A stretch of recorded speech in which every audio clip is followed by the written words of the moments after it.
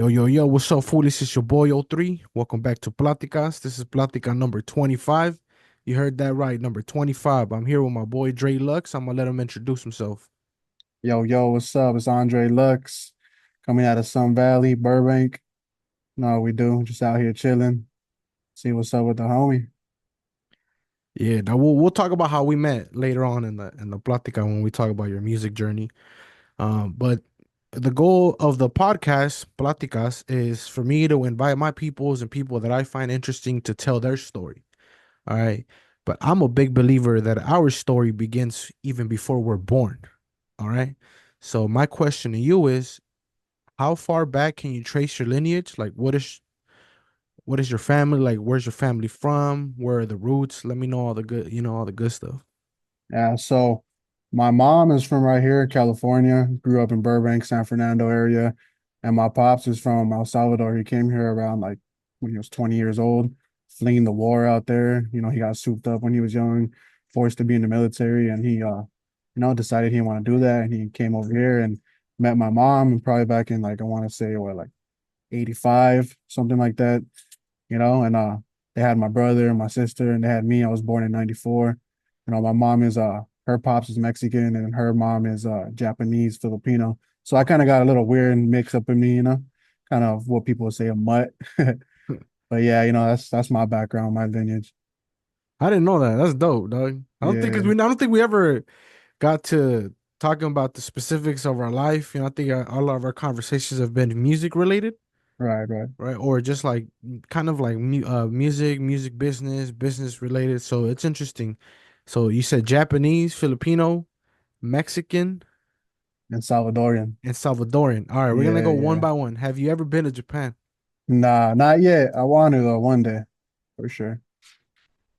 Do you know exactly where your roots Nah, are that's at? one thing I don't know because that was my mom's grandfather. I never got to meet the dude, and same thing with her grandma. By the time I was born, they were already gone, so I never got to meet them. For sure.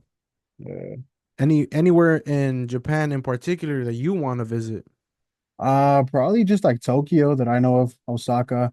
I've had some homies and family go out there, and they say it's really nice, cool society, so I'd like to check it out. For sure. Yeah, I think for me, going to Japan is a big trip in my future that I want to accomplish, that I am gonna accomplish. So Right, right. Same, bro. I'm interesting. trying to go check it out. I hear good things about it. Yeah, exactly. What about the Philippines? Nah, same thing. I've never really gone out there. I don't even know the language like that. I never really got to link with that side of the family because that family is actually from the Bay. My mom's Oh, mom, her family and the Filipinos, they're all out in like San Francisco, Hayward, out that area. mm, I've only gone out there like a few times when I was a kid, but I'm not too close to that side of the family. for sure. Well, say that you do. It'd be dope to hear your experience if you do. I mean, first, if you go up north, to hear you come back on a different Platica to talk about that experience, but also to That'd be hear cool. about your experience if you have the opportunity to go to the Philippines. Because when I was in middle school, I went to school in Silver Lake, so I got cool with a lot of Filipinos, and they would talk about their culture, and I used to love that shit, though, like hearing their stories and similar Mexican. I know you've heard the stereotype. Everybody hears the stereotype. The Filipinos are like the Yeah, Mexican Asians and shit. You've yeah, heard yeah, pretty everybody says much. that shit. So that'd be an interesting um story to hear. Because Yeah, that'd be cool. mad love for the Filipinos. I got a lot of love for the Filipinos. This year. Right, right. They got some good food too that I have Oh tried. yeah, Filipino food. yeah. Really good. Mexican. What about the Mexican side? You ever So explore Mexican that? side, again, I'm not too close with like the ancestors from the homeland. I just know like my grandpa, he was born here, but from what I hear, his dad was like a field worker, came from Mexico, came over here, established life, had my grandfather. I'm not too sure what part of Mexico, as my grandpa himself, he was born here, so like his roots aren't that traditional. So I'm not too sure what part of Mexico, but my grandfather, if you see him, he looks like a straight Mexican dude, mob boss type guy.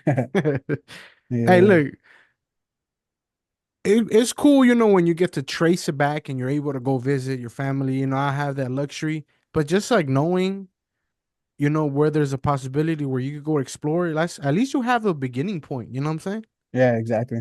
Definitely, that'd be cool. Some people don't even Yeah, have that opportunity or that luxury to know how far back. Some people You know, some people don't even know where their original parents are from. You get me. We hear the stories all the time, adoption. So Yeah, when we no, know that's true. when we hear Definitely the true. people tell their stories and to hear kind of like how far back they could trace their lineage is beautiful. One would like to trace it back as far as possible. You know, somebody like me, I'm curious about history, so that'd be dope. But okay, Japanese, Filipino, Mexican, Salvadorian. You ever been to El Salvador, Salvador? I have actually. Last time I went was in '05, and before that, like in '02. When I was younger, I used to go with my pops. That I know he's from a small like jungle town called Guija, next to like one of the bigger cities would be like it's called Metapan and Santa Ana. And yeah, it's pretty cool out there from when I went back in the day in '05, it's been some time. It was just real like as a kid going from what I'm used to out here to going out there, it was real like jungle-ish, dirt roads, backyard is a lot of land of just trees, forest area, go down the way, there's a lake. So like it was a little culture shock to me going out there, but once I was out there for like a month or two and I kind of got used to it and seeing how people live their lives out there and it's a big difference. But from what I hear now, they've revolutionized a lot, industrialized, and it's kind of becoming more like how it is out here. I haven't been out there since '05, so I'm not sure how it is, but from my experience, it was really cool. A lot of freedom out there, you could say. Yeah. Uh, I mean, when I would go to Mexico, like I could see where what you're talking about, that freedom. My parents are a little bit more like city. It's a little bit oh, okay. even more developed, but where like parts of my mom with the ranchos, like in the fields out there, is kind of like that. So we'll see how it looks in 10 years, Yeah, you know. exactly. From what I hear, things are changing. My dad always tells me like I got to go out there. Things are different. It's not like how it used to be. Because I'm not gonna lie, when I was out there for like the first few weeks, man, it was boring, bro. I'm like, what's this? Yeah. I don't got my PlayStation, I don't got my internet, TV, none of that. So it was different. But as time went by, it was cool. Like it was around like Christmas time when we'd go. So I'd go buy like fireworks from like the dude down the street. Like Yeah. random shit like that. But it was cool. Just be Mm. able to light that shit up anytime. Serious question, Yeah. because you know how like I don't know how it is nowadays, but when we go to school, right? We'll get into the school years in a bit. But remember when we used to fill out our demographics card, Right, right? right, Would it be yeah. like a race or an ethnicity? What would you fill out? I would just do Latino, Hispanic. Mm, for sure. Uh, It gets complicated, huh? Like once you yeah, because it's gonna be multiple. hard. Like I'm gonna be like, oh, I'm Asian, Hispanic, Latino, so I was like, you know what? Just to keep it under one thing and just put Latino. Yeah, I And remember. I grew up more. I'm sorry to cut you off. I actually grew up more on the Hispanic side. Like I said earlier, like I didn't really get to meet my Filipino family or my Japanese family. So I was like raised more by like my dad, my mom, immediate family. So I was raised more Mexican, Salvadorian. But my mom's mom, we would visit her sometimes, and that's where I got to try the Filipino food, Japanese food, really good stuff. Have you ever been like told that you look a certain ethnicity? Asian. I get more that I look Asian than Mm. Hispanic. Like every time like I start a new job or something, the dudes would be like, "Man, you look like a chino." No. Everybody tells me that. I'm like, "Really?" Like, all right, yeah, I can see it. That's just crazy how like so years and years of years have gone by, dog, and every all Asians fool Latino. I mean, it's fucked up to say, but Latinos we just call every Asian a chino, dog. Yeah, that's what I've had. Like some old heads that I work with, they always tell me that they call me Chino, and I'm like, I guess I don't really see it, but I could see definitely my eyes. They look a little lower than Mm. normal. Yeah, I feel like I mean now job applications, right? The ethnicity, the race. And even back then, like remember before they wouldn't even have a box for Hispanic or Latino. Like it was Yeah, just yeah. straight, you would have to figure it out. You put other. Yeah, you would put other, and I'm right to put other and write Mexican. Yeah. No, Because I that's mean, true. what the fuck? What else is there gonna? There wasn't an Uh, option for just Mexican. You feel me? Like we were right. Mexicans first. Latinos is kind of a category, but we never really wanted to write Latino. I don't know how Yeah, that's because how I you guess were. it's different, Hispanic and Latin. It's two different things, I guess. But Hmm. yeah, what I always thought was weird is how they even ask for that on like a job application, like I never understood the significance of that. Yeah, we get deep into this shit, fool, but Yeah. let's continue to tell your story. So you grew up Sun Valley, right? Different, Yeah. way I was different. I South was born Central, in Sun Valley, Burbank and I was raised in Sun Valley. for sure. Burbank, Sun Valley. Okay, those are. They're right next to each other, you know. So I guess you could say like I grew up like I spent a lot of time in Burbank. My mom's family, her dad lived in Burbank, so I was always more on that side of town. You start elementary school. Talk about your elementary school years. I started at a school here up the street from my pad in Sun Valley. I went there. I started in I'll say kindergarten. And yeah, man, you know, I was always that like timid, kind of shy, scared kid.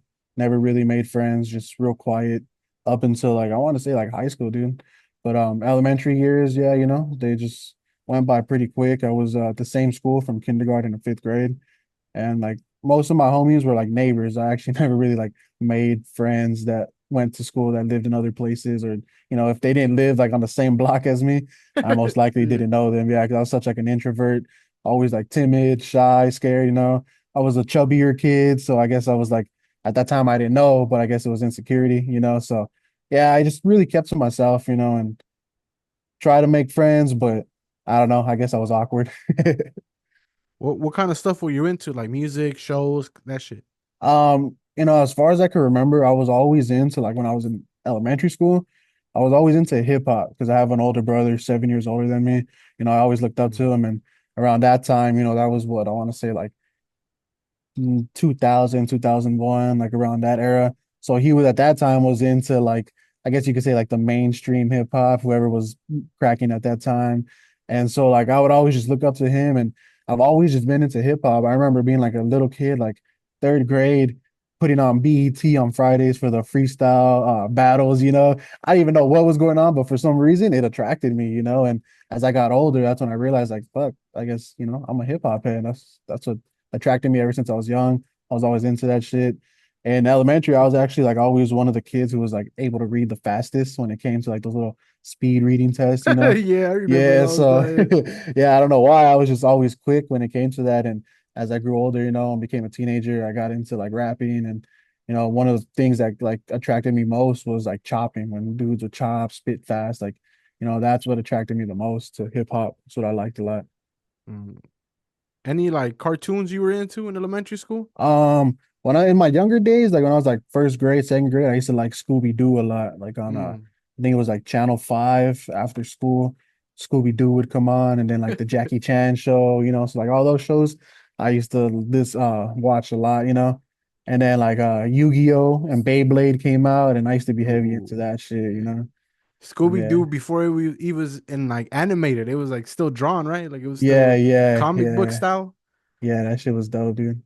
On Damn. WB Kids, I remember that after school. I like look forward to that every day. Oh, memories, dog. Memories, dog. Yeah, I know. South Central, Sun Valley, Burbank, it don't matter, dog. We saw the same channel, saw the same shit, grew up similar, Yeah, different eras, but damn, that shit unlocks a lot of memories, dog. I feel like multiple people that I've interviewed on the podcast, we said the same shit. We saw the same fucking shows. You feel me? It's almost like we all had yeah, the same childhood, dog. Before yeah. phones, before computers were like laptop, they were still desktop, but them fools didn't really want to fuck with the internet like that. We had Channel 5. Did you ever Yeah. fuck with like PBS Kids and shit like that? You know, I never did. Like maybe once in a while I'd probably watch like Arthur, but nah, I was always like Channel 5 or Nickelodeon, you Mm. know. I guess I was fortunate enough, you know, to have cable. If not, my pops always have like that black box, you know, so he Yeah. always had the illegal shit somehow, you know. So yeah, I would always just watch like it was either Channel 5 or Nickelodeon. SpongeBob, you know, as I got a little older, like third, fourth grade, that's when SpongeBob was just like that's I was all about SpongeBob. Those And black to this boxes, day, fool. That shit is funny, huh? With the red numbers and shit. yeah, exactly. Yeah, you already know. Exactly, bro. That's That's crazy. funny. Yeah. That's a fucking super throwback. I don't know why, but I just had that memory unlocked not that long ago, and I was on the internet looking them up to see if they still sell them, and they still do, fool. Oh, for real? I mean, Yeah. we I we know have shit now, on the like internet. I know now people got like cracked fire sticks, or like I bought this box off of eBay, which I guess you could consider is like the new school black box because it has like all the channels and all everything, you know. So I would imagine that would be the equivalent to that black box. But that's funny that you say they still have the old school red number joint. It's funny, dog. Yeah, bro, that's it's funny. Early 2000s was an interesting time because uh, technology's blowing up, but it's still not there where we could. I mean, at least people. It seems like we didn't really have full access to it yet. You get me? You play outside a lot when you were a kid. Yeah, when I was younger, like I want to say like around elementary days, again, because like my brother, he would had like homies around the neighborhood, our neighbors. So like I was always the small, younger kid rolling with the bigger dudes, you know, and riding bikes, a lot of street football, you know, playing two-hand touch football on the street a lot, little soccer games in the front yard and stuff like that. But I Using was the always the small one, you know. using random shit as the goalpoast. Yeah, exactly, like trash cans or Uh, fucking shoes or just random shit, you yeah. know. At school using backpacks and shit because nobody had Exactly, bro. fucking the canchas and shit. Like, that shit was a Yeah, super throwback right there. That's hell yeah. if you're watching this shit and you know what the fuck we're talking about, this is that was an Uh, era. It's a fucking era, dog. yeah, no, I agree. I agree. Were you into wrestling? Yeah, again, you know, my big brother, he was all into that shit. So him and I always used to be wrestling and shit. And like sometimes he would like hurt me doing crazy shit, you know, and I would Yeah. cry and my dad would get pissed off. But yeah, no, we were into that shit. I was all about Stone Cold and The Rock. Mm. Those are like my favorite dudes.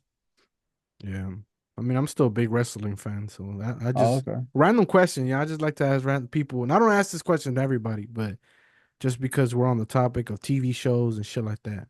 Yeah, I Um, feel it. I feel it. what about? Well, before we get into middle school, were you a good student? Like, what about your grades and shit?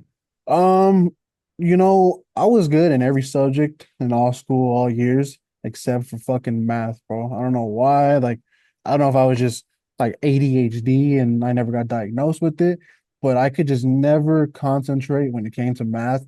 Like, I would tell myself, like, all right, today I'm gonna listen and take notes.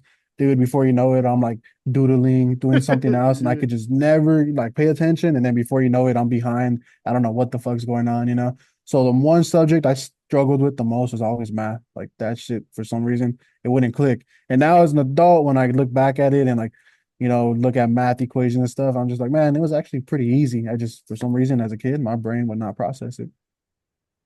Did you read a lot? Yeah, that was my strongest subject was English, reading, that type of stuff. Yeah, fool. Remember those? It's just because I brought it up earlier in the plática, but remember those tests they used to give us and shit, where they used to like change the schedule up. Like we didn't even have math, English, history, and all that. They would just like put us in a classroom, number two pencil, the fucking booklets, them little like them thick booklets they used to give us with the Scantron and shit. You remember Oh all that? yeah, yeah, yeah. Okay. And sometimes they'd even put those little fucking like Yeah, those blockers up. dividers and So shit. yeah, the dividers so you can't see the person next to you. Oh, Yeah, I what a remember. fucking memory, dog. Yeah. Now, yeah, see, on those tests, my main subject that I would score high on was always English. Everything else would either be like average, and when it came to math, I was fucking below average. I don't know why. I was just horrible at math. Then you get to middle school. Talk about your middle school experience. So middle school, I went to Sun Valley Middle School for 1 year. It was at the time I was going there, it was pretty crazy. Like that's when like gang banging and like fools were just wilding out around that time, you know? And like I remember I had an experience one day in PE in the locker rooms and shit when I seen some dude pull out a shank on another dude, you know, and like try to use it on him. And I was sixth grade, fresh out of elementary. That shit scared the shit out of me, bro. And like I told my mom, and she was like, you know what, fuck that. I can't put you in a Burbank school because like Burbank school always has a reputation for like better like schooling, curriculum and just safer schools, you know, and like they're a little more strict over there in that city. So at the time we couldn't get like a Burbank address. So for my seventh and eighth grade year, she put me in this program called Options for Youth, where it essentially was like homeschool, but you would go to school like twice a week to pretty much go test on the packets that they would give you to do during the week. So seventh and eighth grade, I kind of was like just homeschooled, you know, because when my mom heard the story that I seen, she was like, yeah, you know what, fuck that. My brother, he actually went to Sun Valley Middle School too, and like he was always getting down, fighting dudes, and a bunch of shit. Same thing with my older sister, always fighting. And so like when I finally went there, my mom was like, you know what? I'm just gonna have to put you in homeschool. And I was like, fuck, because I got the shit scared out of me, being a kid fresh out of fifth grade and seeing some crazy shit like that, and I was like, oh fuck. So yeah, middle school, I guess you could say it was kind of like boring. I was always just home. I had packets and books that like my homeschool would pretty much send me home to read, do the homework, and then I would go to school like twice a week for like 2 hours just to go take the test. And pretty much that would pass me, they would pass me, and then I'd go on to the next subject and shit like that. And then it wasn't until ninth grade when I was like, you know what, this shit's kind of boring. I kind of want to go back to a regular school. So then I went up to in my neighborhood, the closest school that was again didn't have such a bad reputation, but was still LAUSD was it's called Verdugo Hills High School. It's actually kind of far from where I live, but the closest school to me was Polytechnic, and same thing, it was around that time, gang banging, dudes were wilding out and shit. And my mom always kind of like sheltered me, so she wanted to keep me safe. So I went to a high school in what is it, Tahunga, the city of Tahunga. It's kind of far from where I live. It's probably like a 20-minute drive every morning, 25 minutes. But yeah, and then I went to school there for like 3 years, high school. It was real cool. I had one of my best friends, my neighbor, who he was going there, so like it was real chill. All his homies became my homies, and it was cool. I was there for about 3 years up until junior year, and then at that time, I was finally able to get a Burbank address to go to a Burbank school. So then I came back down to Burbank High, but at that time, that's when I kind of started like smoking weed and kind of like, slacking off. I wasn't on top of my game anymore. Yeah. And so I ended up getting sent to a continuation school and like in halfway through 11th grade. Again, because Burbank High, like Burbank schools, they don't fuck around. If you're slacking or some shit, they get you out of there. So they sent me to their continuation school, which is Monterey High. And that's where I ended up graduating. And that school, honestly, bro, like that was probably got to be one of the best high school experiences that I've had, because like there, the teacher, it's a small school, it's not a lot of kids, and like the teachers there, they actually like really gave a fuck. They would connect with you, they would actually like talk to you and make sure that you learn what you need to learn to move on to the next grade or to the next step. If you needed extra attention, extra help, they would be there for you, and because there wasn't a lot of kids there, they had that time, to give to everybody individually. So that's cool. It was really cool. And it was like actually on like 4 hours a day, 5 hours a day instead of a full like 8 hour day. And at that school, I actually met a lot of homies that I have to this day. That was probably like the first school that I went to my whole like school career that I actually made friends. And to this day, I still talk to a lot of them. And it was a pretty cool experience. That's one that like I enjoyed going to school, because when I was younger, for some reason, I didn't like school, man. I guess I was just so introverted and like insecure that I always thought people were making fun of me, and like I always just thought the worst, and I would make it worse for myself. So like I would like psych myself out and shit, and I just did not want to be there. But that school was probably like the one where I felt like at home. It was cool. So I mean, obviously in middle school it's kind of hard for you to be influenced by the population, right? Because in middle school Yeah, years, you hear about it. I've talked about my experience in middle school. We become easily impressionable. It's where the influences of the city start taking place, yeah, right? So I'm absolutely. guessing you skipped all that and you happen to go through this phase in high school, which for the human body, right? You're able to, handle more. Nobody at 13 should be smoking. Like I started smoking at 13, right? So what about your life from, I mean, obviously from middle school and high school, it seems like it was just all a blur. But what were you into during this time? Obviously, you have the influence of your older brother, but what kind of stuff were you into? Same shit as elementary, or did shit develop over time? So like again, because I had an influence from my older brother and like his homies, everything, I was always that like young kid that was on game with shit. Like I knew about the gang banging, I knew about the tagging, I knew about the hip hop and all that shit because of my brother and his homies. He never was a gang banger, but he would hang around dudes that like were into that shit, and they would come around, and like I guess you could say I wasn't fully influenced, but I was like taught that shit. Like I knew it, so I wasn't completely oblivious to the streets. Like I always had like some type of knowledge on that shit. And by like I want to say seventh grade, one of my brothers, my older brother's homies, he was a writer, into graffiti and into hip hop. And like I would see him like, do bombs, do tags and shit. And he would show me stuff like online on there's a website. I know a lot of people watching this will probably know if they were into graffiti. It's called 50mm Los Angeles, 50 mil. And like that was like a database for like all the street graffiti writers who that website, they would like document their work, you know. So you would go look at a list of like all the names of writers and stuff, and you click on it and it would show like pictures of their work that were taken in the streets, you know. So I remember like going and seeing some of that stuff and seeing pieces, and that shit got me into graffiti instantly. Like when I seen crazy ass pieces, I was like, fuck, I want to do that, you know? So like seventh grade, I became like, I guess, a toy graffiti writer, you know, like I was whack. I remember like going online, looking like at styles, like how to do shit. So graffiti was like one of my main influences, and due to my brother's homie, you know. And yeah, so around like seventh, pretty much all from like seventh grade to till now, you know, all high school, I was into graffiti and a hip hop. Sports, I did play football one season, like in ninth grade, you know, but like at the time, like that summer, ninth going into 10th grade, like I started smoking weed and I kind of just slacked off on all that, you know, and I was just like, I'm a graffiti writer, hip hop head, and that's what I do, you know. But yeah, you know, I was just into graffiti and hip hop music, Gangstar. Like when I first heard Gangstar for the first Mm. time in eighth grade, that's when I just became full hip hop head.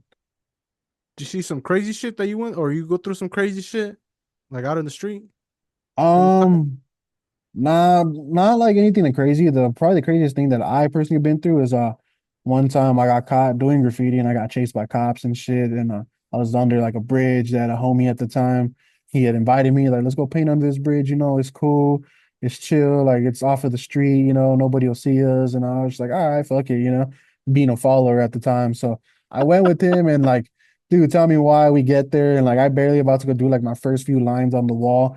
Fucking I don't know where I just hear like a voice from behind me just saying like, look who's here. And I'm like, what the fuck? And I turn around, fucking cops dude right there. And I'm just like, what the fuck? You know, I've never like been in a situation like this ever. Oh, I that's turned funny. on my homie who took me, and dude, that fucking dude jetted, fucking took off. He was a soccer player, you know, so like he Fool fucking was took gone. off. Yeah, he was He was gone. gone. I was like, what the fuck? So me not knowing what to do, I just followed him. I fucking started running after him, not even knowing where I was going, what the fuck I was gonna do. And it pretty much ended up being like on a main street that was all industrial and there's like train tracks. So like there really was nowhere to go, no cuts, nowhere to run, you know. I'm fucking this big, like chubby dude running from the fucking cops, you know, and it comes to the point where like I just had nowhere to go. So like I kind of just surrendered, you know, and like I just stood there with my hands behind my head and let the cop catch up to me. And like that was a crazy experience because when he caught up to me, I thought he was just gonna, you know, like apprehend me and arrest me, you know. Nah, this dude fucking literally took me to the ground, fucking like tackled me to the ground, took out his baton and started beating me with it, bro. And I was just like, what the fuck? I even told him, like, bro, like, I'm not even resisting. Like, what's your deal, you know? And he was just like, shut the fuck up. And I guess he was mad because I made him run. But yeah, Uh, dude. And luckily I was 17. So I just got taken to the police station. You know, they called my mom. She came and picked me up and like they hit me with probation, community service, and fines. So I didn't get hit with the felony or anything, but that would probably be the craziest experience that I had, you know, being a graffiti artist, being a writer, you know, at the time I was 17. But yeah, that shit. shit was crazy, bro. Who said I started getting beat up? What the fuck? That was Yeah, bro. confused as fuck, huh? You're like, what Hell the yeah, bro. fuck? At the end of the night, I had a big ass fucking knot on my head. My back looked like I had like got whipped. It was all welted and shit, you know, and at the time, I didn't know, but like if I had a lawyer or something, I heard that I could have had a lawsuit on my hands because I was underage, you know, and it was just graffiti. But I just wanted to get done and over with. So I just listened to my public defender, did what I had to do, take a deal for like, it was like community service and paying a fine and all that shit. And I just wanted to move on, you know, I was like, fuck that. And I gotta say, you know, that was enough for me to be like, yeah, I don't know if riding on the street is fully worth it. You know, I get it. There's dudes that are like are into the culture and I respect that, you know, that's cool and all, but for me, I guess, you know, that shit shook me up and I was like, yeah, I'm not trying to get my ass beat again by no cops. But yeah, Oh, that that's a shit was crazy crazy. story. Yeah, dude. Actually, hey, you survived, though. At least you're here, you know. Yeah, exactly, man. Yeah, straight up. Shit goes. You hear it all the time. You see it all the time, dog. At low stops like that, you don't know what the fuck is gonna happen. Yeah, exactly, bro. You don't know what Straight the up. fuck is gonna happen, dog. Fools get, you know who does a trigger happy, dog? Like, Yeah, bro. I'm so lucky, you know, we were under a bridge where nobody was in sight, you know, they could have shot my ass and made up some story, bro. And yeah, I'm glad to be here today still, you know. And at the end of the day, all over some graffiti. over Fucking some cops, man. graffiti. Gotta love the city. Gotta love the Yeah, fucking. and Gotta I was love the spot. right here in Sun Valley, like um kind of like Valley towards more shit. like the hood area. It was pretty crazy. Valley shit. Yeah. You ever come out here to LA? I actually never as a kid, like, as a teenager, I never really did. It wasn't until I met some homies I had a homie out here who I went to elementary with. I knew him like pretty much all elementary, middle school. And he linked me up with the homie, his older cousin, who he lived out there and he knew the homie I call him Craft. He used to go by Craft, but now he's Pobreza. And we all linked up and started making music. And it wasn't until I met those dudes, I want to say like in maybe like 2017, 2016, that time. And that's when I barely started going out there, going to Hollywood, going to South Central, because of those dudes. But prior to that, nah, man, I had never really gone to LA. I was just straight Valley kid. Because, fool, you know how it is. Parties everywhere, high school parties. You know what I'm saying? Obviously, when you're dealing in the street culture, sometimes it's not even about parties. It's about going to a view, going to Yeah, these yeah. different spots and shit to kick it. And this is fools bumping on a little speaker with a 24 pack dog, doing some gangster shit under a bridge. Yeah. Um, what about Nah. what about after high school? When you finished high school, what was like what were your thoughts? What was the plan? What was your life around this time? So when I finished high school, it was around like 2012, 2013. And, when I was in high school in my last senior year, like something that I always wanted to do was be like a sound engineer, audio engineering, And my mom was all for it. She was, like, find the school you want to go to, do what you got to do, sign up, and I'll pay for it. But at that time, again, I was a stoner. Like, I really wasn't like, straight minded, clear minded. And like I kind of just let time slip away, and I really didn't take action. I had that mindset like, oh, I'll do it tomorrow, I'll do it later. And come like graduated like 2013. Yeah, so like I let like 3 years go by, like not doing much, man, just smoking weed. And at that time, my brother and I had got into like the medical weed game. So we were like growing weed. I was doing extracts, making like shatter, oil, BHO, and all that shit. So I thought I had a future in that because at that time, it was medical. It was real easy to like get product and move the product, in like a loophole gray area when it came to the law. So like it wasn't as like illegal and crazy. So I always thought like, damn, maybe we will just like get rich off of this shit. So I wasted a lot of time, like kind of chasing that little dream of the whole weed game and growing weed, making extracts instead of actually like going to school and getting a trade or, learning a skill. And in 20 was it 2016, my mom passed away, unfortunately. So at that point, I was only like 21. I just turned 22. And so I was like, fuck, I don't know what to do now. I really don't have like much family that's really supportive of me. My mom was like the main one that was like, whatever you want to do, I'll pay for it, I'll do it. And so when I lost my mom, that's when like my whole life, everything just changed, turned upside down. And I was just forced to get my first job and start providing for myself because I wasn't going to be that dude going to like family and being a burden to them. That's one thing my mom always raised me was to handle shit on my own and don't rely on anybody. So yeah, like at the age of 21, 22, I lost my mom and I just had to start working, bro. And ever since then, I just been working, doing what I got to do and provide for myself. You talked about the cannabis industry and your dealings in the industry. You got any interesting stories about when you were doing this? I met a lot of interesting people. I did a lot of deals with interesting people, a lot of wealthy people, people with money, you know.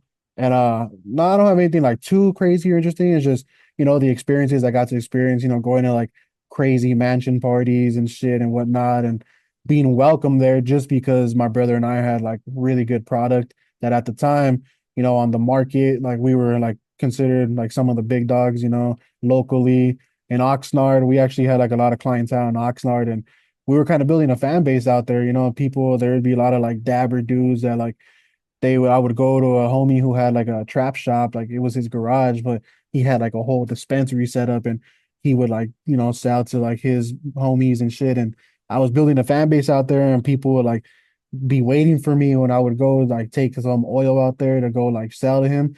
I would pretty much have like dudes right there waiting for me to take dabs with me, like they'd be happy to meet me because at that time it was the butane hash oil and there was a lot of dudes making it, but there wasn't a lot of dudes that were like doing it properly, you know. So when connoisseurs would like taste my stuff, they would appreciate it, you know. And so they were like always happy to meet the man behind it, the person, you know, making the shit, you know. And it was really good. And that's what like led me to believe like, damn, we might be onto something. Cause at that time when you hear about like people like Burner and stuff like that, those dudes made hundreds of thousands off of fucking weed and oil and shit like that, you know. So I was like, damn, we might just be on that wave. But when I look at it now, I feel like we kind of got onto that game when it was already like towards the end of it. Because like shortly a few years after that, that's when the whole market went recreational. And by that happening, that pretty much like made it harder for the average person like us to legally, you know, grow weed, to make the extracts, to sell it, you know. So that kind of like washed dudes like out of like us out of the game. So that's when there all those dreams came crumbling down, you know. And I was like, fuck, what do we do now? You know, and that's when we just kind of started working jobs and, you know, doing the normal thing. On the subject of your moms, I don't want to, talk about it too much and shit. No, no, you're good. Um,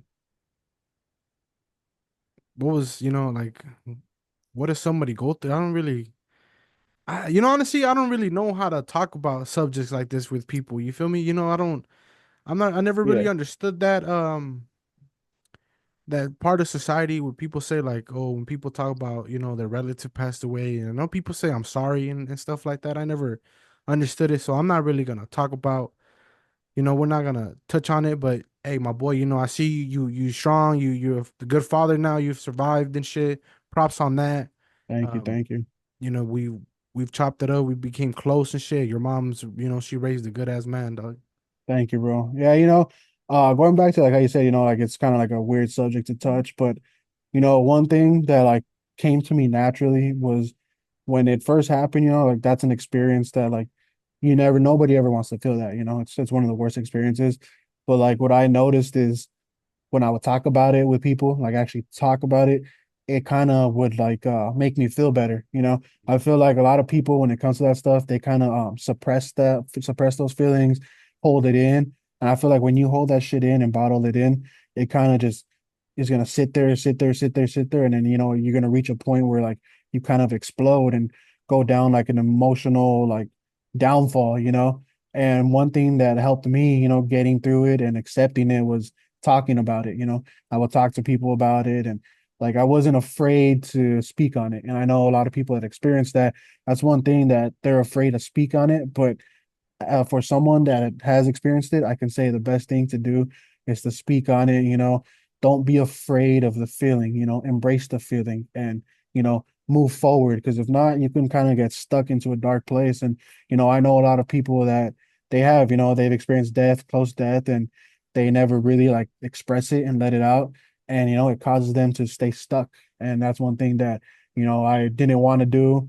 I kind of like knew that I had to move forward from it, you know, because at that point, again, like I really didn't have supportive family like that, you know, and so it was just me and my immediate family, you know, my brother, my sister, and all we had was each other at that time, you know, and we would just come together, you know, we would had a lot of faith in God, you know, praying a lot, you know, because my mom was she was a religious Christian, so that's one thing that we always would resort to, you know, just reading the Bible, praying a lot, and it might sound weird, but like the first few weeks, you know, after my mom's death, it was horrible. It was hard. I couldn't sleep at night, you know. I would just stay up at night crying in my bed, you know.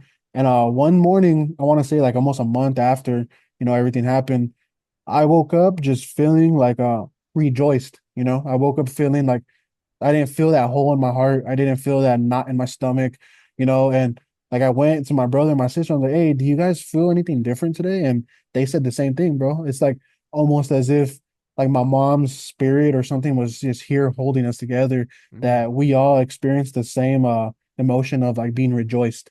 And you know, we didn't feel sad. We didn't feel that hole in our heart. We didn't feel that knot in our stomach. And when we felt that, you know, that's when we realized like you know, she's still here with us. She's holding us together, you know? And yeah, man, it's just a crazy thing.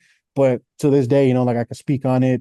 I don't feel emotional. Like in the first few weeks, dude, just talking about it, I would break down and start crying. And like it was hard, you know.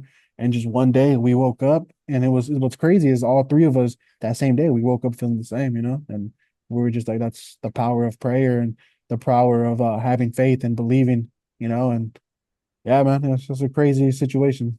Hey, that's beautiful, my boy. Thank you for being vulnerable. And I don't, like I said, I don't really know how to deal with topics like this. I don't. That's why I wasn't on the topics list that I sent you, just because I don't know how Yeah, to yeah. talk about that subject. I don't know how people are feeling. So, but thank you for you to open up Absolutely. and tell me and telling the whole world how you felt and how you dealt with it. Sometimes, other people might stumble upon certain things that it could have been 30 seconds off of this whole however long this podcast episode ends up being, and those 30 seconds of what you just spoke about changes your life. And that's the beautiful part about the Right, internet. bro. The Yeah, internet no, I nowadays. agree. But thank you again. Yeah, absolutely. So now those dreams with the cannabis is they're kind of gone, obviously, because now it's you got to have those licenses and shit. Yeah, What yeah. was your first job? My first job that I ever got was working at it was like a art supply store slash frame shop. It was called Aaron Brothers. They were a chain. They were like pretty big and they had multiple locations. And yeah, so I would just do custom framing and customer service, like I actually met like a lot of wealthy people and like somewhat famous people there because paying for like custom framing, it's a pricey thing, so like it was always like people in the film industry or like directors or some stuff that would bring like a crazy picture or some shit that they would want framed. So like I actually met a lot of cool people through that job, and it was actually pretty cool because again, growing up, I was a introverted person. I really wouldn't speak much, I would just keep to myself. And working that job, I was forced, to learn customer service skills, take these like rich people's orders, and like I always wanted to make sure I would do everything right, So that definitely, I would say, like helped mold me and shape me into being more of like a people person, being able to speak to anybody, break the ice with people, because when I first, like my first few days working there, dude, I'm not gonna lie, like I would be scared, like, to talk to people that sometimes I would just like go like hide in an aisle and pretend like I was doing something, rearranging something because I didn't want to deal with the people walking in. But as time went by, like I realized like, like why don't I just be the one to break the ice with people that come in? I would greet them, ask them, like if they needed anything, I was there to help them. And so over time, that it definitely helped develop a better character when it came to people skills and stuff like that. Social skills, they're they're like mandatory. I just feel like they're mandatory. I No, think is what I'm absolutely. trying to say is Absolutely. I think some people do underestimate like social skills and people skills just because like you've seen the past couple of years, we're doing everything through Zoom and through Microsoft Teams and Yeah, Google absolutely. fucking whatever the fuck that's called. And talking on camera is one thing with another person, but being in front of a person where you could kind of like understand the way they stand, their mannerism with their Right, hands and right. their Yeah. vibe. You feel me? That's a skill that you pick up while working with other people, as opposed to when you're behind a fucking cubicle or on a desk. Yeah. No, You have absolutely. limited exposure. Maybe some people didn't have the luxury of growing up around a lot of people, so they weren't able to develop those skills when they were young, and as adults they suffer. I don't want to say suffer, but they lack those skills, which Right, kind of right. limits them, right? Limits the No, range. absolutely. And so having social skills and people skills, for you can find a job anywhere with those skills. Oh yeah, absolutely. Anywhere. You can find a job anywhere. Yep. So you finish, and then how long you last right there? I was there for about 3 years, almost four. What happened is they ended up going out of business. They were owned by the art store Michaels. I know a lot of people have heard of Michaels. And pretty much Michaels decided like, why do we have like another store when we could just put everything under one roof and inside the Michaels store? So Michaels started having a custom framing at their store, and they pretty much moved Aaron Brothers into their stores and shut down like all of the individual Aaron Brothers stores. And at that time, I was gonna like try to go apply there because I had to reapply, and try to get back in there. But that's when I was kind of like, I kind of don't want to do this anymore. Fuck it, I'll just look for something else. And I was probably after that unemployed for maybe about like a year until I got hired by it was a studio rental company. And now that became a whole different when I say like industry. I wasn't really doing customer service anymore. At that point, I was doing more like a production in the sense of it was a studio rental company. So I was the person that was like preparing all the equipment to be rented out, maintaining stuff, cleaning stuff.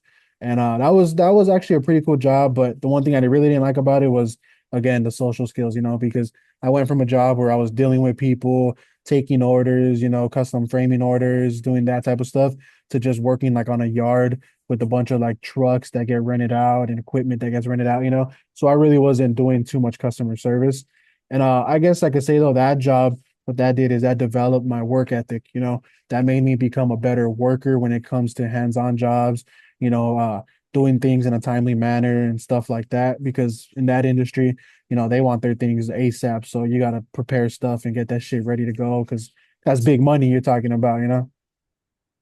Film industry, right? Weird Yeah, industry. Obviously Hollywood. We've heard definitely. the stories and shit. Yeah. Any I don't want to, we're not talking about like those kind of stories, but you have any interesting stories where you got to work maybe like a film or like a TV show? So I started off doing that, the studio rental company, I was doing the equipment, and come COVID, they laid me off, because I guess I'm not too sure why. I don't know if they had budget cuts or whatnot. And I was one of the newer guys. So they laid me off and I was probably out of work for I want to say like 2 months. And I get a call from them saying that they needed, workers to do because it was COVID time.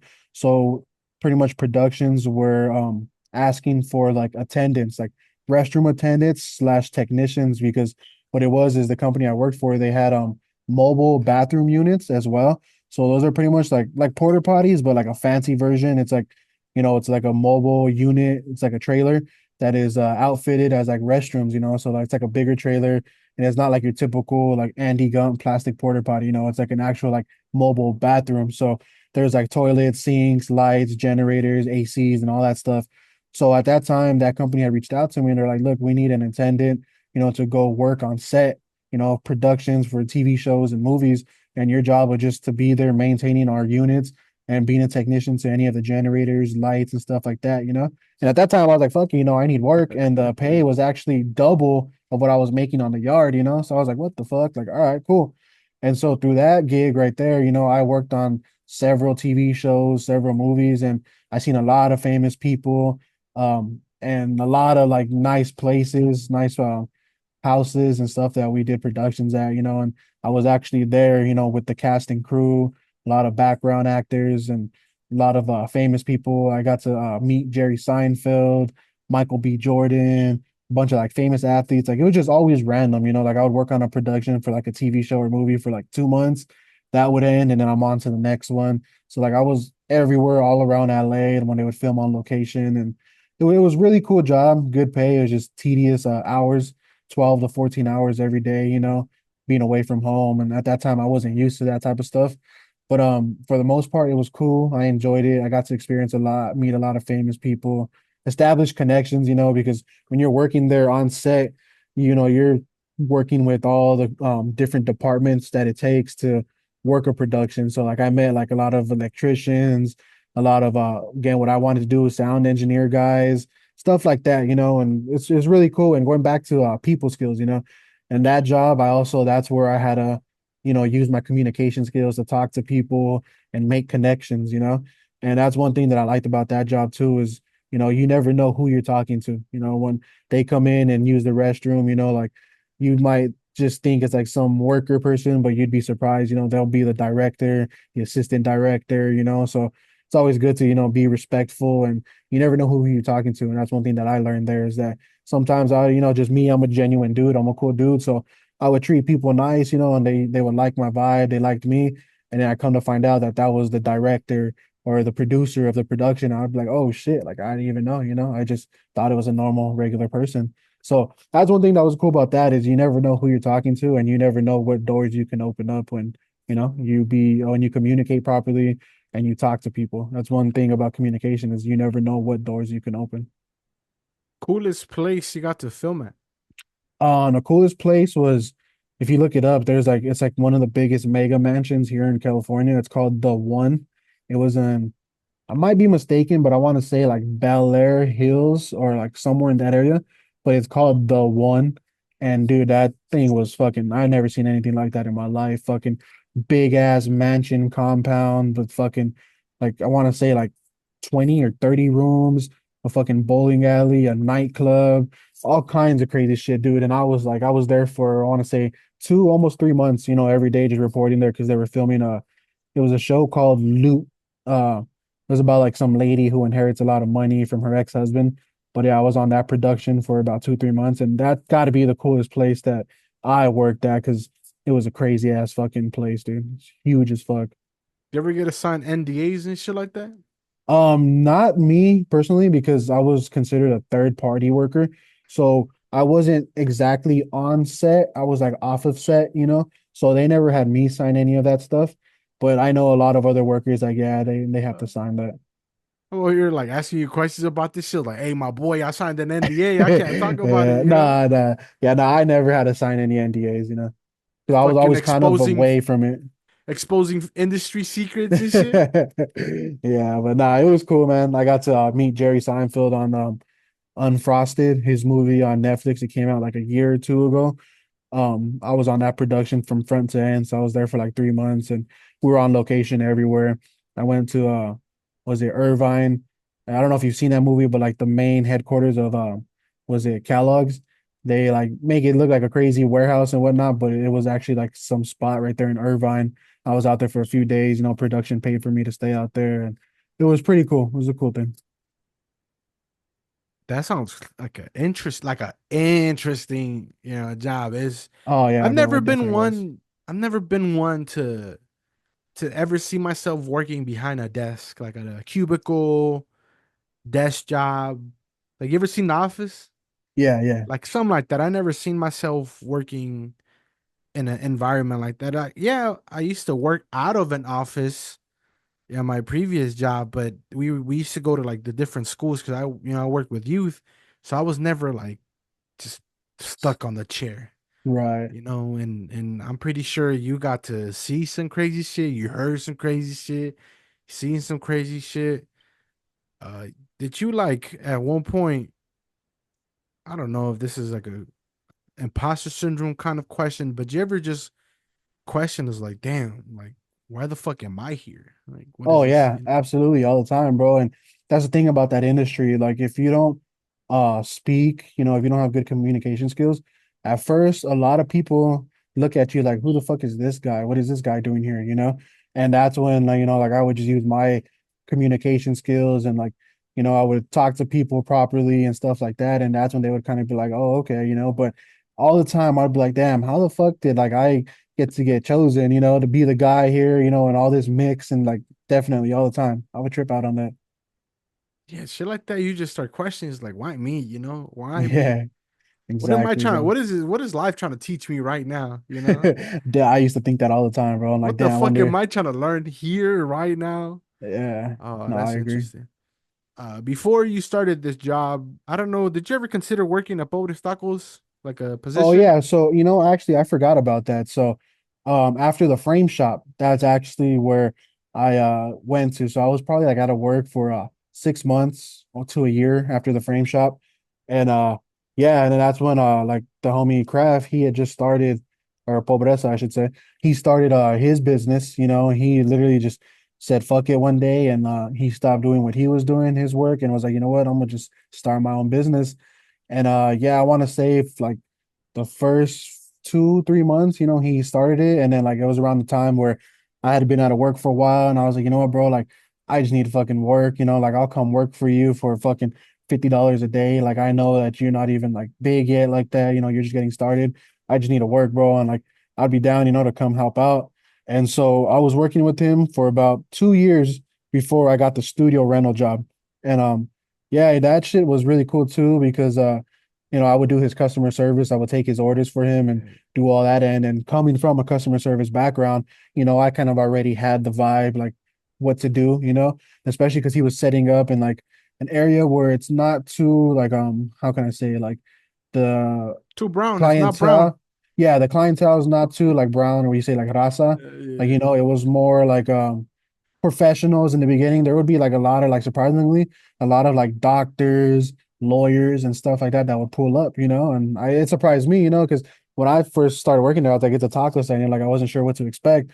But then when I seen the like demographic of people that would come, it kind of reminded me of the people I was dealing with at the frame shop, you know? So I kind of already knew how to speak to those people and like how to break the ice and make them feel welcome. And it was cool, man. It was honestly really cool. That's another job that it helped me improve my speaking and like my communication skills, stuff like that, as far as well as work ethic, you know, because at the end of the night, you know, I was there helping him break everything down, clean everything up, you know. So, you know, that one was like double, you know, it was like a double thing where I was using customer service skills and like a strong work ethic when it came to hands-on physical labor, you know, cleaning things up. And it was just us at that time, it was just him, his mom, and myself. And yeah, dude, we made it happen. It was like 2 years. I was there for a while, made a lot of connections there, a lot of friendships with customers, and it was really cool, cool experience. Tacos on Pico and La Cienega. It sounds like a connection, like something that doesn't register, that doesn't seem real. You feel me? There's two different worlds when you talk about Pico and La Cienega and how that world looks Right, like, right. you know, the demographics, and you have tacos. You hear what tacos is, Pobres Tacos. On top of that, you know, Yeah. it presents a certain image, but it works. It Yeah, fucking it worked. works. You know, it definitely worked. A lot of people, everybody. That's one thing working there, you know, and I'm not just saying that shit because it's family or whatnot, but my experience working there, I never once heard anybody like talk bad about it or they didn't like the tacos, you know. Everybody there to this day, they're just mind blown. A lot of people are just mind blown by the product, you know, and they're I always tell them like, bro, like you got a successful product, you know, you just gotta, you know, push it a little harder, do what you got to do, and you got something big on your hands, man. Like this could be the next big thing for LA. Yeah, that shit was an interesting time because then eventually they started moving, like, you know, different locations, same in little area, but they started like moving to different blocks. But Pico La Cienega, I was there. I went there like once or twice, and yeah, it was my first time there. I remember you know, with the little notebook, taking Yeah, the orders down and talking to the people, because at this time, like, he was still the one behind the grill, right? Like, he was right, right. in the making the food himself. Now, you know, he has to deal with the customer service and stuff like that. Um, but bomb tacos, you know, beautiful people. Right? It was a cool experience from what it sounds like. It Um, definitely was. it's funny because you call him Craft Star. Yeah, I call yeah. him Dutch, and then people now call him Pobreza. So the Pobreza, motherfucker has yeah. so many fucking names and shit. The evolution. The evolution. But speaking of careers and jobs, we're gonna talk about your dream job. What is your dream job? Are you currently working at your dream job? And if you're not, are you working towards your dream job?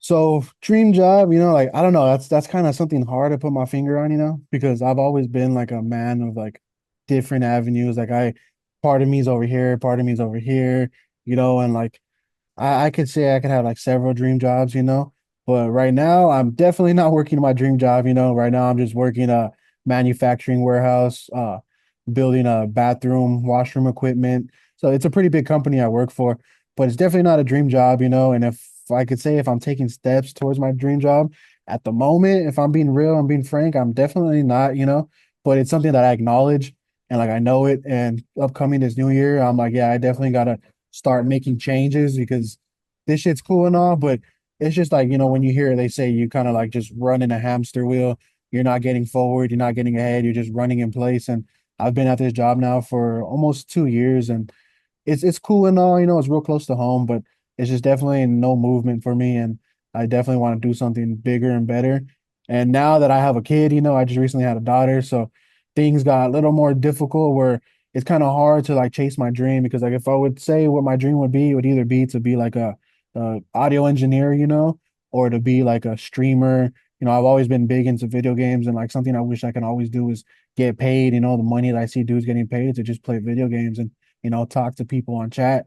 You know, that would definitely be a dream. But now having a kid and having the pressure that I have, you know, it's a lot harder to just be able to sit at a desk all day and hope to build a stream from ground zero to the point where you're making hundreds of thousands every month, you know, because from dudes that I've seen that do, that shit takes a lot of time. You got to be streaming for 12 hours a day, 10 hours a day, and so right now in the current path that I'm on, I wouldn't necessarily say like a dream job because now I got more pressure where I got to make shit happen now, for my family and for my daughter. So what I've been thinking about is just getting a trade of some sort. I've still been looking like at electricity, um, plumbing or like HVAC, just because I hear a lot of stories that those dudes make a lot of good money.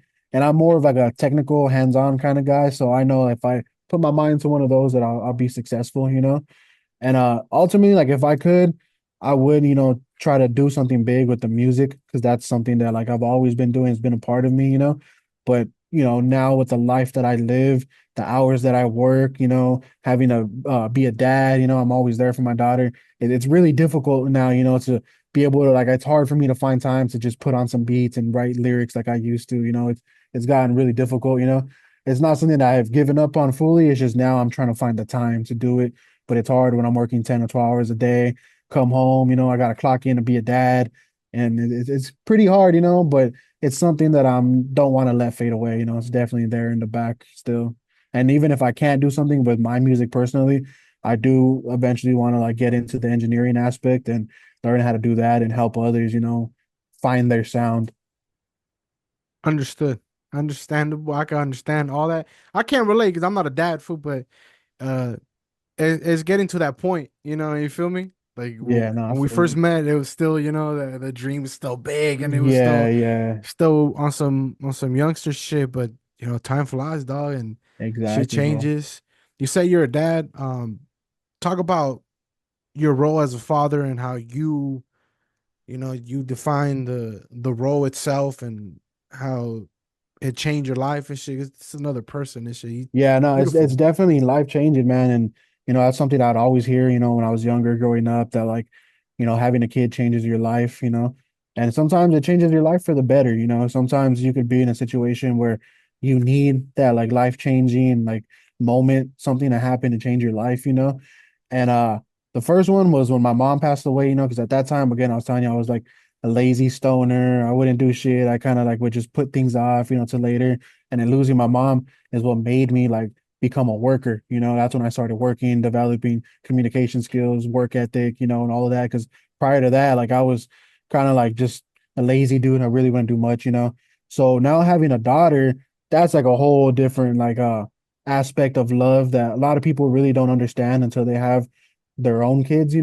And still, even then, I still like I got homies and stuff who they have kids, but I just feel like sometimes it's a different type of love. Sometimes people just will have their kids, and like as long as mom is taking care of them, they're cool. They still go about their life, and which is cool. I got nothing against that, but just the type of way that I was raised by my mom and shit. Like I kind of want to be there as much as I can for my daughter. Like I don't want to miss a second. And that's where it's kind of conflicting with me in my personal life because as much as I want to, do what I want to do, I always have in the back of my mind like any little free time I have, I want to just be with her, be a dad to her, not miss any little second because they do grow up fast and like I just want to be there for every chance I get.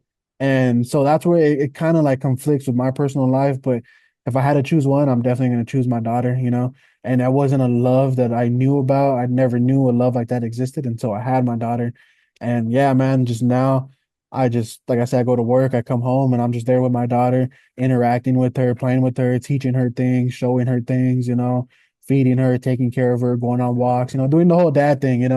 And like I've told homies before, like, I honestly, I don't even go out and kick it or do things like that anymore because I just want to be with my daughter, bro. Like, I don't know. It's a different type of love that I never knew existed.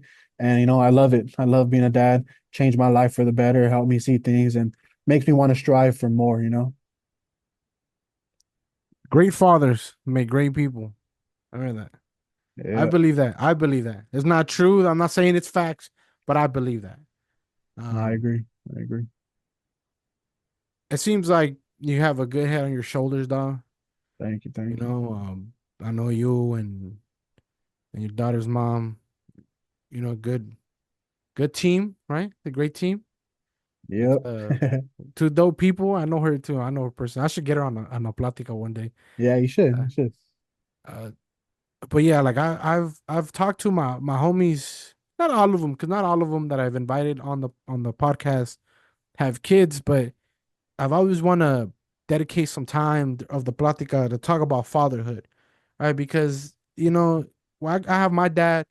My pops, his dad died when he was 10, Oh, right? okay. So, and we hear that a lot for in our communities for peoples that it was a different time, at least in Mexico or Latin America, where these fools die young, kids got to raise themselves, or they got to come to a different country, and now they're out here alone. Right, Uh, right. and out here in the city, for it's a tricky life.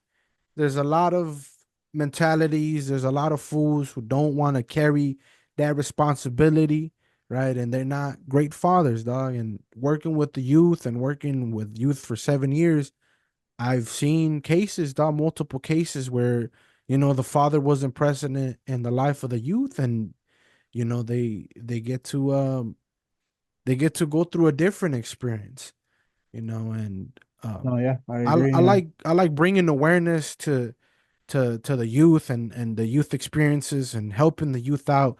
But I also want to dedicate some time to give fathers their flowers, dog. Because you feel me, like a sock during Father's Day is funny as a joke and shit, and it shouldn't be a joke. You fools deserve your flowers as much as the moms and shit. I'm not trying to compare that, say that whatever. Everybody has their own responsibilities and their own way about going to things. But at least when I have a father on the podcast, I'm gonna tell him straight up, for you're a great dad, dog. Sound like a great dad, and I know you're gonna raise a fucking, a great person and shit. So Thank you, thank you. Yeah, man. No, I agree.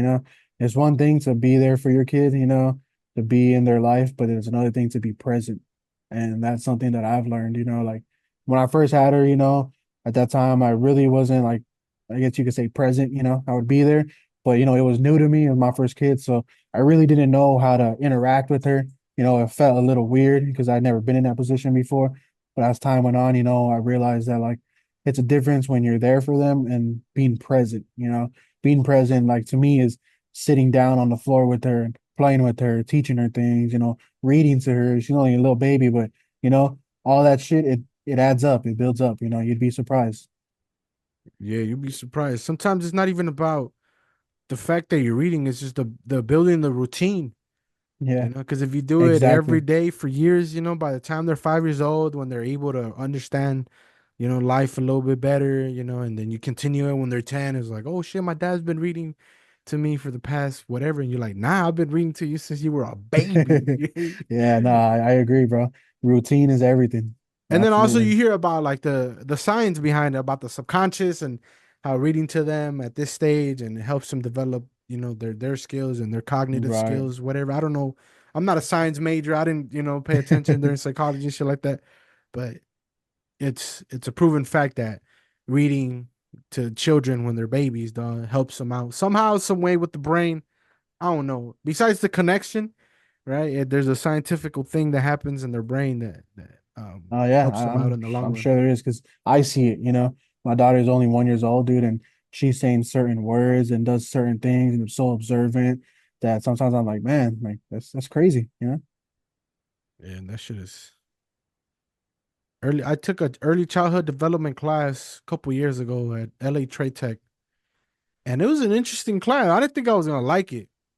I just took it just because I was like, you know what, fuck it. Like I'm working with kids, and at the time I was working with younger kids, Mm. like elementary school kids, and I got because I couldn't understand little kids. I could understand high schoolers. And I wanted to understand the younger kids. Is like, what the fuck am I missing? So I was like, you know what? Let me go to school, see if I could figure some shit out. And the things you learn about little kids are like, see, that's why I'm over here trying to talk to a little kid like they're a fucking 18-year-old, and then their brain can't Yeah, comprehend that nah, shit. yeah. And it might be common sense. You're listening to shit might be common sense, but the way I think, just my whole life, I was like, if I'm gonna work with youth, I'm gonna work with high schoolers. But all my opportunities when I came back from Ohio was working with little kids. So it was Okay. difficult for me to do that because like I wanted to work with the high schoolers because that's what I focused my whole studies Right. on. So Right. And I'm sure you feel like you can relate to them more. oh yeah, for mentally I was still there. I was still at that level, still on Yeah. some dumb rowdy shit. But you're a great father. For I know shit's gonna Thank you, bro. I appreciate it. turn out beautiful. All the fathers, I'm always gonna give them their flowers, like I said before. All the mothers, if I get some mothers on the podcast, I'll tell them the same shit. And If that'd be cool. I think that's a good topic to touch, parenthood. You know? Because it's lost, fool. We get lost in the bullshit, especially in LA. Everything's about dumb shit. There's Yeah, bullshit everywhere. exactly. Easy to get caught up in the bullshit. But sometimes we need to get grounded for on the real stuff. Especially like in my background, I'm big on family. Like Latinos, fool. We know how it is, though. Like big families, at Right. least stereotypically for me, having a unit, whether it's blood related or not, just at least having a unit that a child could grow up in that environment is key. Is key to Yeah. their success. Not a proven 100 guaranteed, but their chances is way higher, dog, than if they grew up in places where there wasn't a unit or it wasn't safe. And we hear it all the time. You see it, you read it. Research is out there, you know. Yeah, no, a strong support system is everything. Uh, you talked about live streaming gaming. Let's talk about the whole different topic now, because I love that topic. This is something that I've been exploring myself Right. past couple of years. Where did idea come from? How did it all start? Talk about that. So, I grew up playing video games, since I was like 4 years old. I've always been a gamer, had all the PlayStations, everything and all that. And it started, I would want to say, with FIFA, playing FIFA, like I want to say like 2010, 11, when I started playing online. I got really competitive, and that was probably the first game that introduced me to like the competitive world. And Mm-hmm. like at that time, a lot of people really weren't streaming. I didn't even know about it like that, really, but I just knew that there was money to be made in the competitive scene. If you could go compete in tournaments and this and that, there was actually good money. And then come like, was it like 2017? I think that's when it came out, the game Fortnite. That's the game that just like changed everything for me. I know a lot of people like talk down on that game and whatnot, like it's a kid's game, it's bullshit. But I got really into it, and like in the early days of it, there was a lot of streamers that they fucking got rich off of that game, bro. And there's one thing to be like a content creator and just, play games and fucking have good commentary and, have good gameplay. But then there's another thing to be an actual competitive player and fucking win $1 million tournaments, $100,000 tournaments. Like I've heard stories of like a 12-year-old kid getting his family out of the hood for winning a tournament that he won like 300K, 12 years old. And like I remember when back in like 2017, 2018, I seen that shit and I was like, damn, bro, like I already played this game a lot, like I should be like that. But there was like a few barriers that like held me from reaching that goal because at that time, I was on console, I was playing on PS4. I don't even think PS5 was out yet. And a lot of these dudes that were competitive players, they're on PC. And that right there is a whole like different world. When you're on PC, a lot of people don't understand it, unless you're like a real hardcore gamer. But a PC system will always run a game better. Like, well, you're talking like quality and the smoothness Yeah. and the way like the game feels when you're on PC, like it's a lot easier. And so, back then, like when I really, really want to do it, I was on PS4 and like I was trash compared to like a lot of these kids that are fucking on PC playing for hours at a time. But it was always something I wanted to do. I think I'd even like made my own Twitch, but me, I'm a person that's like I'm always hard on myself. So like I would stream and like I really wouldn't, I would get like one viewer, two viewers. So like I kind of really didn't think much of it. I was like, it's gonna be hard to do it. And so I always just played Fortnite. I like to play competitively, and that's one thing that like I feel about Fortnite. A lot of people talk down on it and they say it's like a kid's game.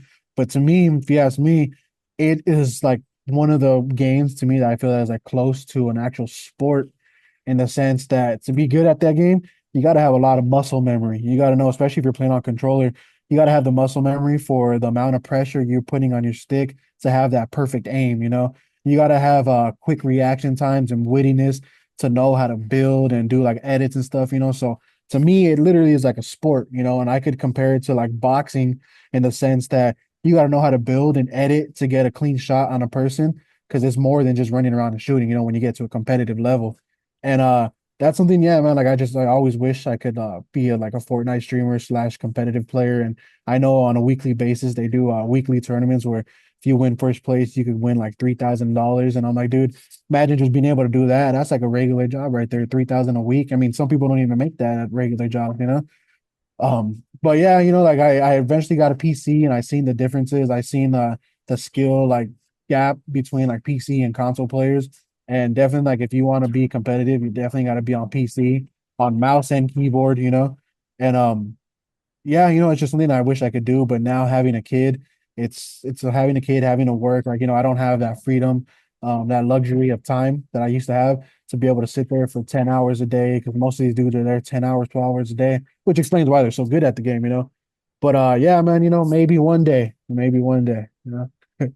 Any streamer you ever looked up for inspiration or for research, or you're like, I fuck with this fool right here, or Um, this lady? I don't know. Yeah, in the very beginning Fortnite days, there was this dude, Nick Merckx. I'm pretty sure a lot of people who are into Fortnite, they've heard of him. He was someone that like I looked up to. He was cool.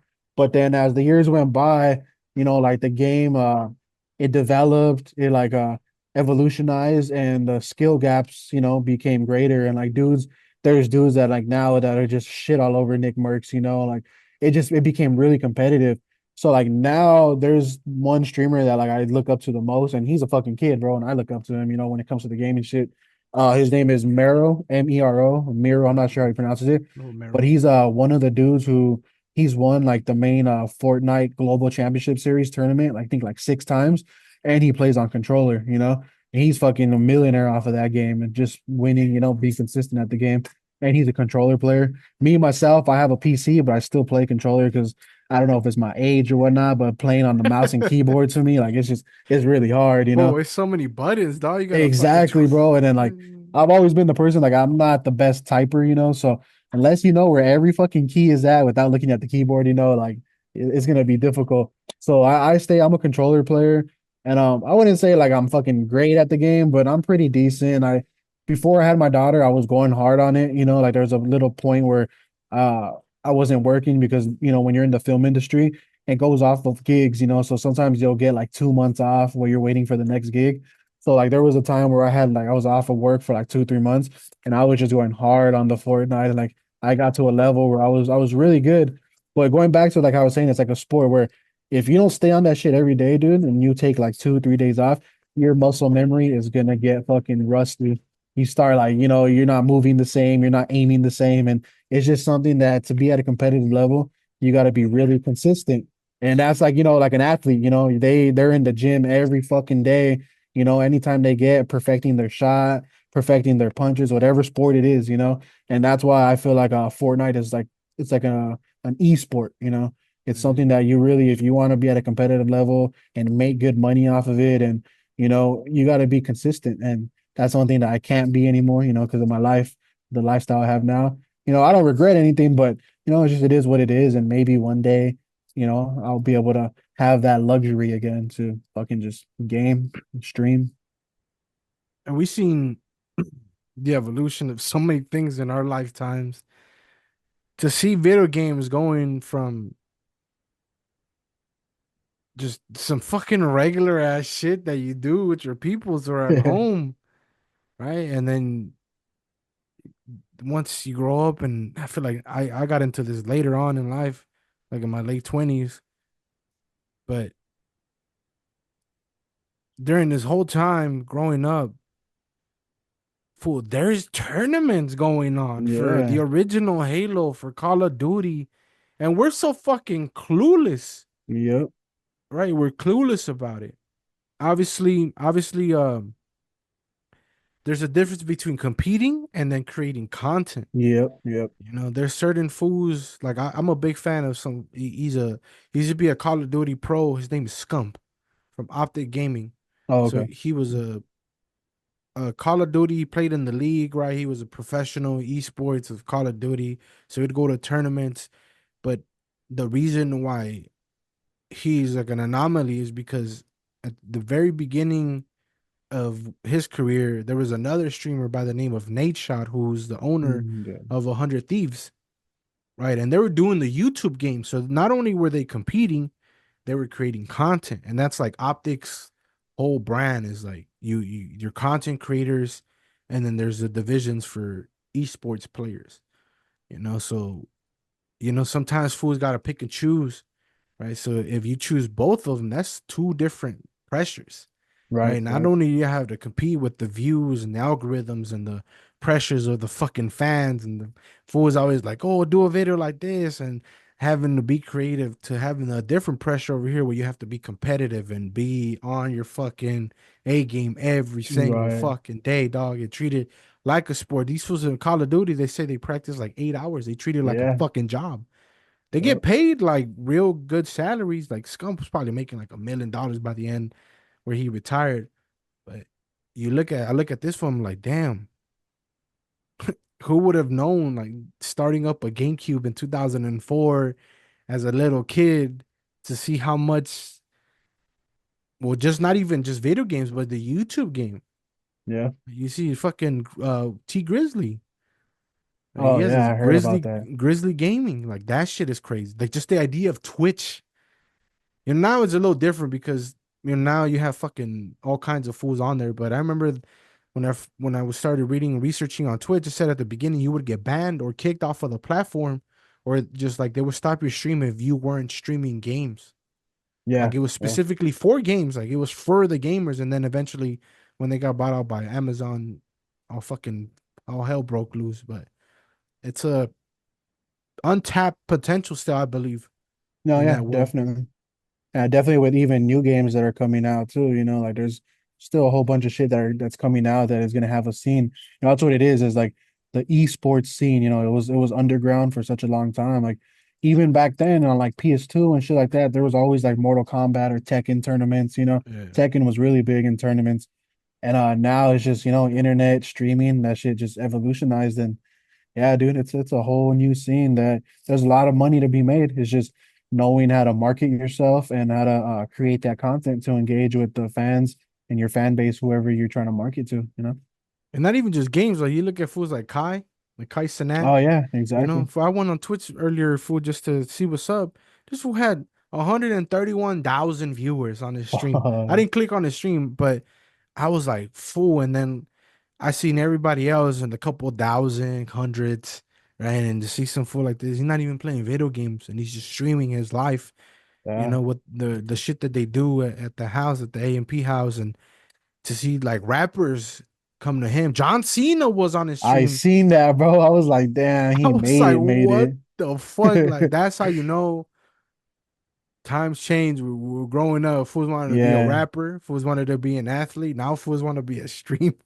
Yeah, no, it's like that whole culture. I don't even know if what you would call that, what kind of culture, but the culture has shifted, like it's all about streaming and online now. The Zoomers, the Yeah, literally. little kids, elementary school kids during the pandemic, though, like about to start high school. These are the fucking culture changers, dog. They're the ones that change the culture, dog. Like the Yeah, fools, exactly. all the little kids, the high schoolers, dog. Those fools working with you, dog. I seen that shit. I seen that Yeah, I shit. bet. They might not have been influenced by these streamers, but it's the same humor. It's the same way of talking. It's the same Yeah. vibe. And I'm just like, damn, like, am I really witnessing what the fuck is popular nowadays? And Uh, then you start feeling kind of old because you're like, yeah, it's the damn. culture shift, it's a whole new culture for the new generation. And yeah, same thing, bro. And I see the lingo, the words they use, I'm like, fuck, like I guess that's how it felt like when I was a kid. And Yeah, our culture had its own little time and the shit we were into. And when we like go talk to our older uncles or some shit, they'd be like, what the fuck? But yeah, man, I guess that's getting old. yeah, it is getting old. Well, we're gonna talk about your music journey. We're gonna end the plática talking about your music journey from the very beginning. But to set it up, it was like 2018, 20, I forgot when it was. I was chilling with my homie Chino, and at the time, he was connected with your brother, right? My homie Chino, dog, big.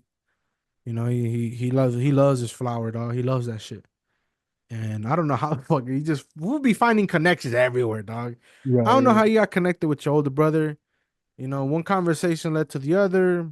He's like, "Oh yeah, yeah, this one has a younger brother who raps." And I don't know how the fuck it happened. I think he sent me your page and I hit you up and then we started chopping it Yeah, up, yeah. right? So obviously we're gonna get into the DDL and my relationship with Pobreza, but it all started with you. And I hit you up and we connected first and we worked on some music. and then eventually we got to meet each other in person, which is something I don't really do with other artists. Sometimes with the internet now, you can fucking send files, and which Right, what we right, were yeah. doing, right? I really fuck with you guys' shit. Got cool now. Now we're sitting doing this plática. So my question for you is like, where does your music journey begin? What got you to start making music? And So it all started. I didn't actually start rapping until senior year of high school. But again, like I said earlier, like for some reason, like I always knew hip hop was something that I liked because of my older brother. Like I said, I was in like third grade, fucking watching freestyle battles. Like I don't know if it was just the energy, the vibe, or whatnot. Like always like resonated towards me. In middle school, like I actually did. I wasn't really into hip hop at that time. I was more like into like alternative emo music. I guess at that time in those years, that was like the thing that was big, amongst our like teenage culture or like not even like preteen culture. But then come ninth grade, like right when I first started ninth grade, I had a homie who was like 2 years older than me, and he was like a straight hip hop head. He already knew about like Wu-Tang and like everybody you should know about, Immortal Technique, all that shit. And one day we were just chilling and he let me borrow his iPod and I seen like it said Gangstar and I was like, what the fuck is that? Like I didn't think much of it, but like I played it and it was a song Full Clip. And like I don't know what it was, but like once that shit hit me, dude, I was like, fuck, this is dope. And so yeah, like ninth grade, I became a hip hop head. That's when I stopped listening to like the emo shit, all that like rock, metal. Like I put all that down and just went strictly hip hop, filled up my iPod with like my homie, everything he had in his iPod. yeah. And yeah, so I just wrote hip hop all the way till senior year. And then in senior year, when I went to that continuation school in Burbank, I met a homie, Tonio Absher, through graph, we were graph artists and shit. But he actually was like already rapping, writing rhymes and shit like that. And like I thought it was really cool, but like I never thought about rapping ever. But like just kicking it with him one day, we're just like kicking it and he just started like freestyling, we're just chilling and smoking and he just starts freestyling and he's like, hey bro, like just try to spit something. And I was just like I didn't know what to do. I was like, what the fuck? Like I never tried it. He's like, fuck it, bro, like just anything, like it's cool. Like I was like, all right, so I just started like, spitting dumb shit, nonsense. Like I didn't even know what the fuck I was doing. But yeah, and like it kind of stuck to me every time we'd kick it. He would always get me to freestyle.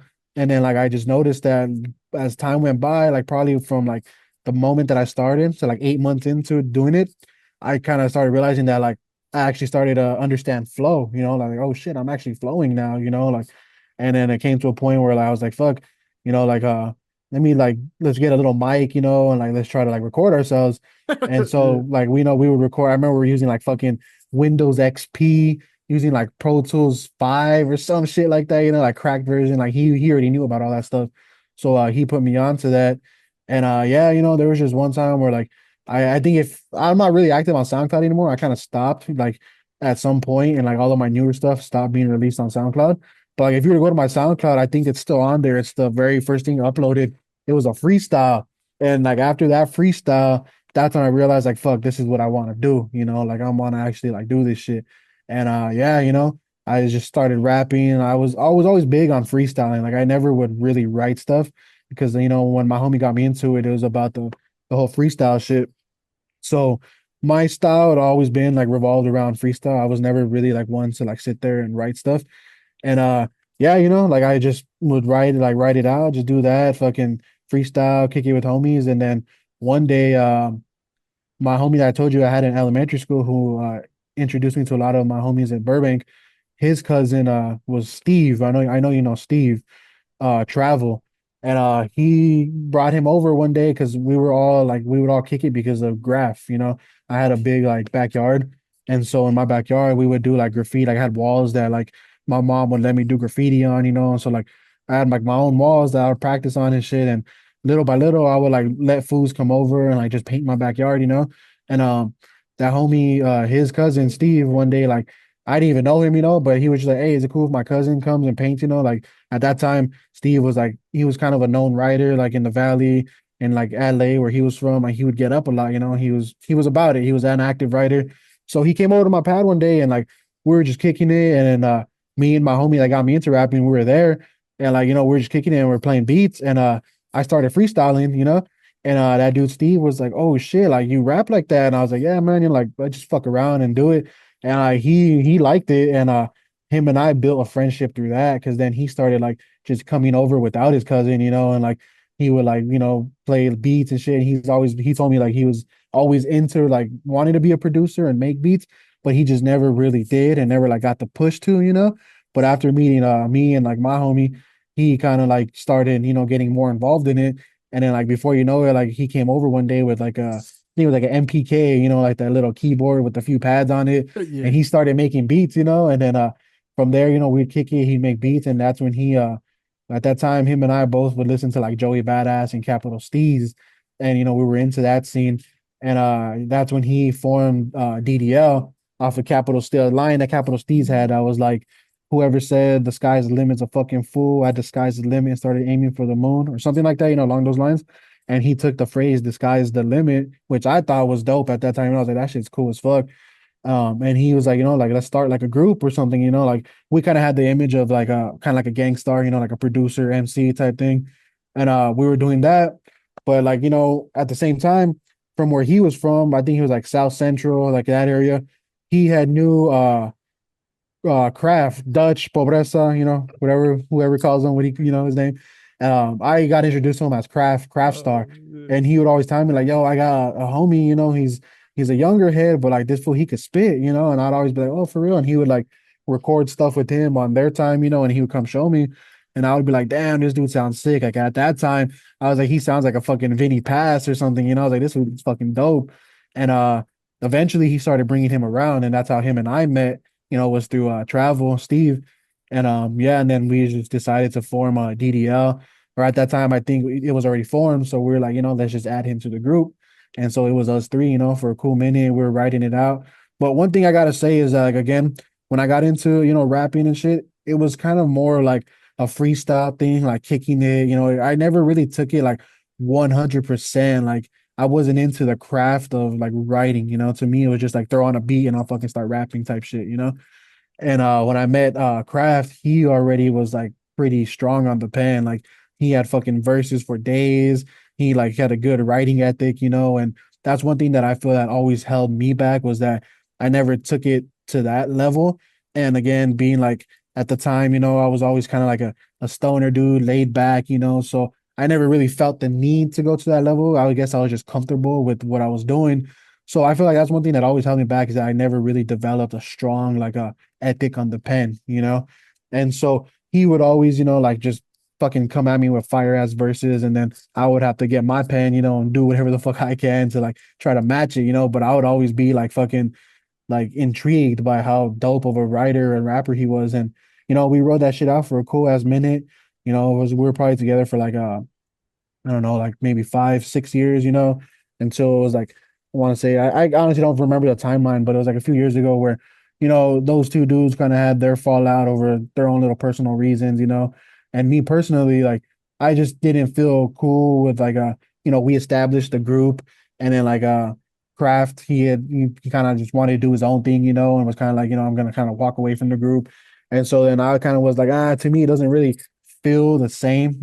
Even though Travel and I were the ones that started it, but I felt like Kraft was he was definitely an anchor of it, because he had a better ethic than I did. I learned a lot from him. Like I already had my flow down, but when it came to writing, I learned a lot from him.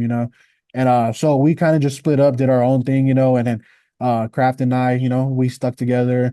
We worked on a few things together. I think we did a few joints with you, and we worked on a mixtape together and all that. And yeah, like up until now, again, like I've just never really went like 100% full force, like eat, sleep, and breathe the craft of rapping. But I know Kraft, like he does, and like he's got that shit down. And I feel like that's something that's always held me back. And like I always like I want to do it, but for some reason, I'm the type to get like stuck real quick. Like when I'm writing a verse, I get stuck. And like that shit kind of discourages me and whatnot. But I got some stuff like in the vault. Him and I, we got shit that we record. It's just we're kind of like hard on ourselves, so we don't really release everything.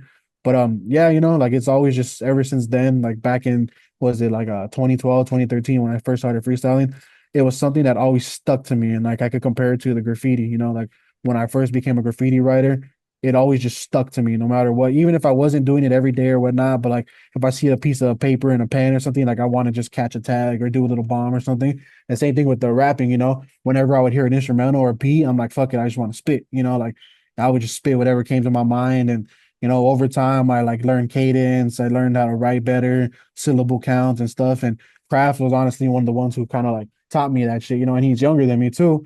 And he's the one that kind of like, elevated my game a little bit, and yeah, that's what it is. And now, like recently, again, like after having my daughter, it's been a lot harder for me to like find the time, working to be a provider, to be a dad, and then trying to do that, kind of derails my plan a little bit. But there's no excuses for anything. If you want it, you got to go get it.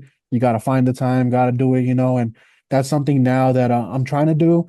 It's just now I kind of feel like I wanna, I kind of wanna something I've always wanted to do with hip hop is like create my own like wave, my own sound, my own genre of hip hop. I don't really want to recreate a sound, like recreate something that's already been done. I kind of want to like evolutionize it, but that's pretty difficult to do. You got to really experiment a lot and put a lot of time into the craft and find what the fuck it is that works for you. But definitely, I want to come back to the pen and want to do something, but I'm trying to like find a way to be a little different now. I'm not trying to come back to what I've been doing since I started. It's been a journey, dog, huh? It's been a fucking Yeah, journey. no, it definitely has. And Let's sometimes talk you about. get lost, like you don't know which route you want to take it to. You said you didn't really fucking take it as serious. Did you ever see yourself doing music videos and shit like that? Um, no, to be honest, no. I think the first one I did was with DDL, yeah, with those dudes, with Steve and Kraft. Fucking I think it was I want to say the song I think it was on our mixtape. It was called Stupid High. I think that was the first one that I could remember. Before that, I did have like a music video that I was working on. It was a joint that I had by myself. But the dude that was making the video, like he filmed it and everything, but he ended up like having his hard drive or some shit like that crash that had the files on it. So like that video got lost. And ever since then, I never worked on anything until I met those dudes. And at that time when I met Kraft, him and Travel, they were already like making their own fucking videos, like doing what they got to do on, recording and editing it to the best of their ability. And they were already on that shit. So it wasn't until I met them. But before that, like when I got into rapping and shit, I just did it because not only that, like I got into it because of freestyling, but at that time too, my older brother, he was pretty good friends with Self Provoked. I don't know if you've heard of South Provoke DMC. He was pretty big out here in the valley a few years ago. And my brother was good friends with him, so that dude would come around too. And that was another thing that kind of like influenced me to like want to be a rapper. I'd go to his shows and be backstage and see all that shit, like I knew I wanted to do it, but I didn't know how I was gonna do it. It was something like that. It was just something that I wanted, but I didn't put a plan together to get to that level. Did you ever perform?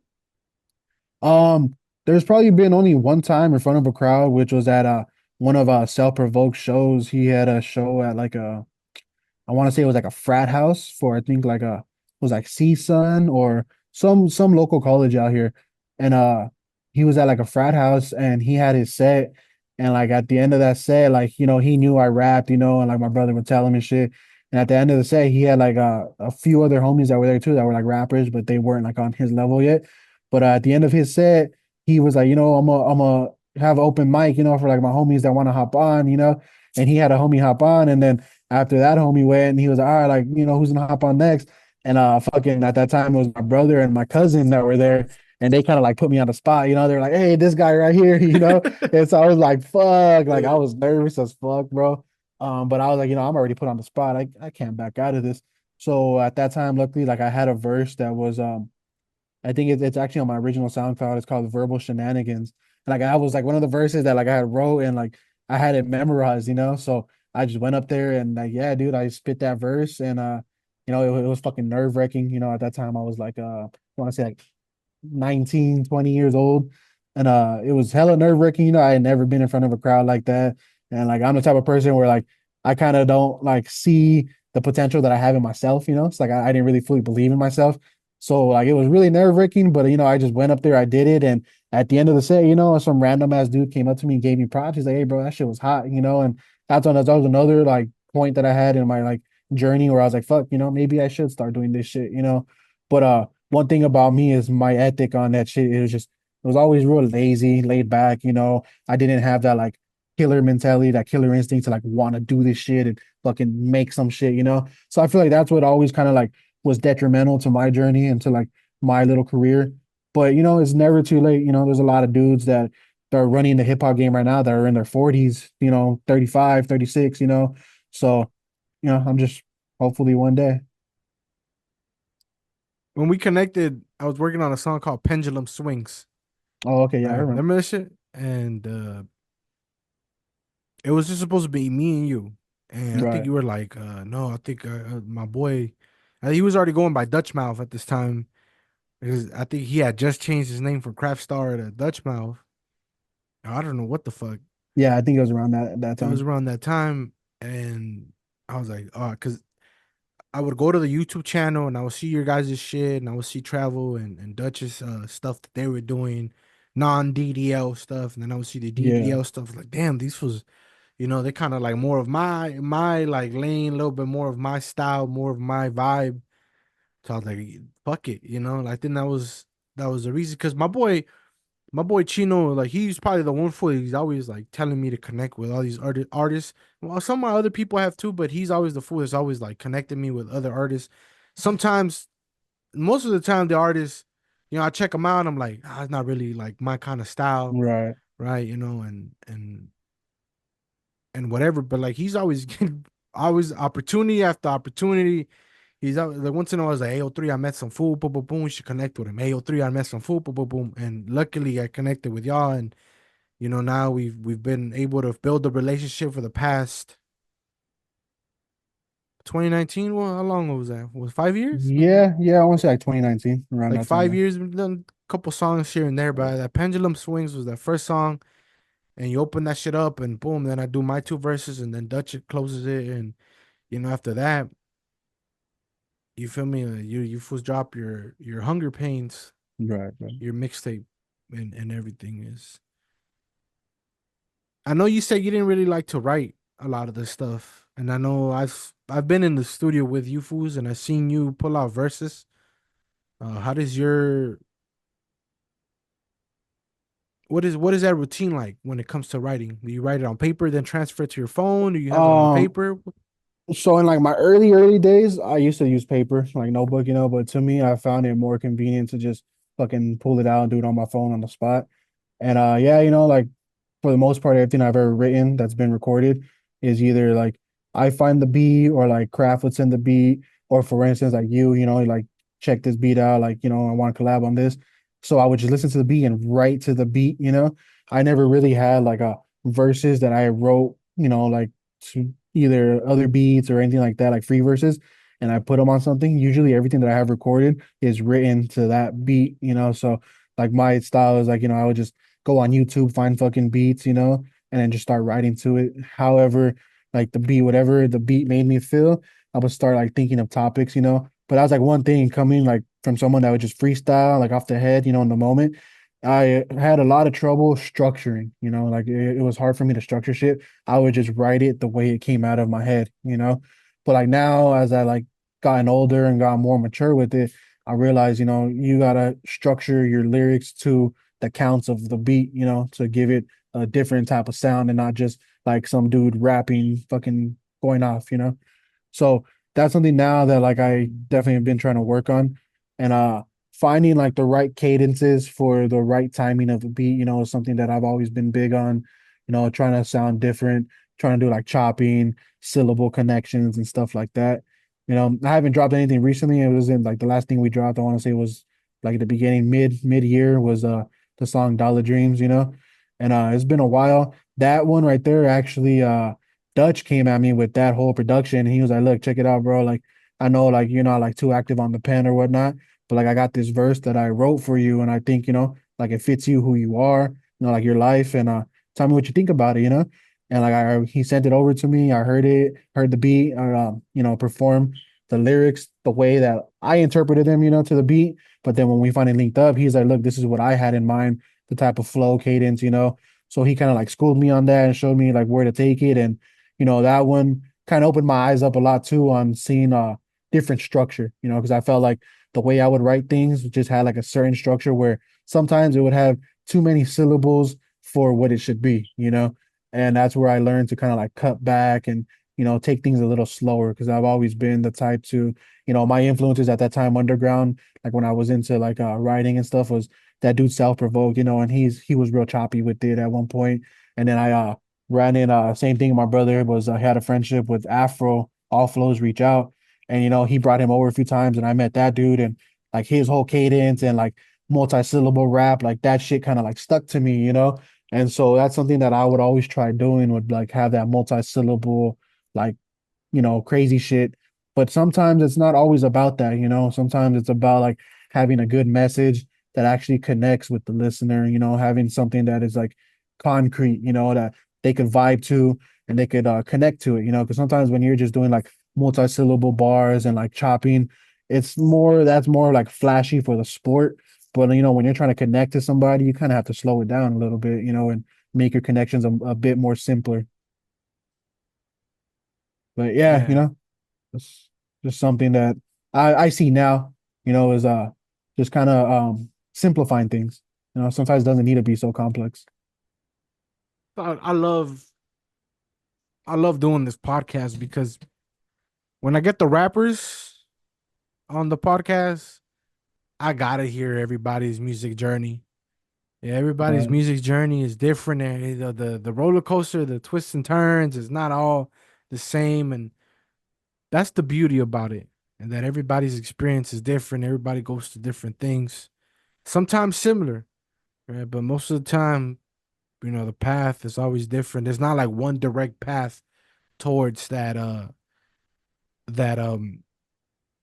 success, Right, right. that we find whatever we however we define it. Everybody defines success differently, first of all, Yeah, and absolutely. everybody's road is to success is way different. So for you to be able to tell me your story, I appreciate that, dog. Like I really enjoyed listening to that, just because I was a part of it a little bit, but just to hear your story from the very beginning and the influences of your older brother. Just because I have an older brother, I've always wanted to be like my older brother too, and it's a cool connection there. But Yeah, yeah, definitely. final question: if you could talk to the future Dre, what would you ask him? Should I'd ask him what are the winning lottery ticket numbers for next year, or what crypto coin to invest in? Uh, Nah, no, but for all shit bullshit aside, I would just ask him, like how can I put it? Like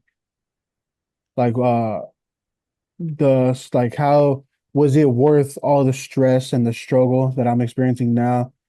Like, was that something that I should have focused on, or should I have just like kept it cool and played cool and just went with the flow? And because I feel like me personally, I'm the type of person that I'm never really in the moment. I'm always thinking ahead, and sometimes I feel like that could be kind of bad for your future in the sense that you try to control every aspect of the future, but sometimes it's not about that. It's about just being in the moment and doing what you can do now instead of trying to move too far ahead.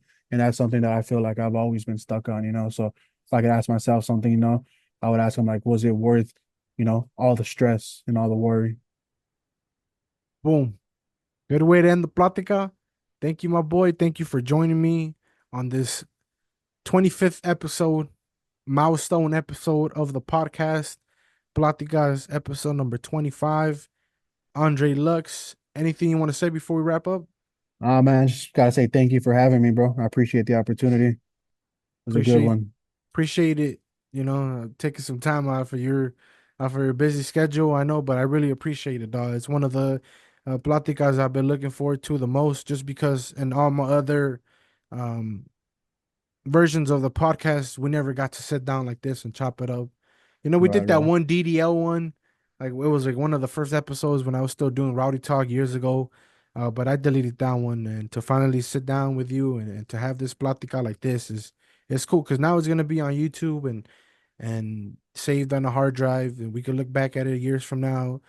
Maybe you could be my guest the next Platica, 10 Platicas from now, 100 Platicas from now. But it For was sure, it bro. was a great Platica. No doubt, brother. I appreciate it. Thank you. It's always a pleasure. Always a pleasure. And with that being said, if you're watching this on YouTube, don't forget to like, subscribe, comment, the notification bell so you know when I drop another video or when I go live. I see ya when I see ya. Don't forget to love yourself today, all right? Adios. Peace. Stepping out the door with some fresh 90s. The old whites, the drips nice. Yeah, I'm icy, but I don't wear eyes. Still a fool that looks fly. Got my button down on, let's get lost in the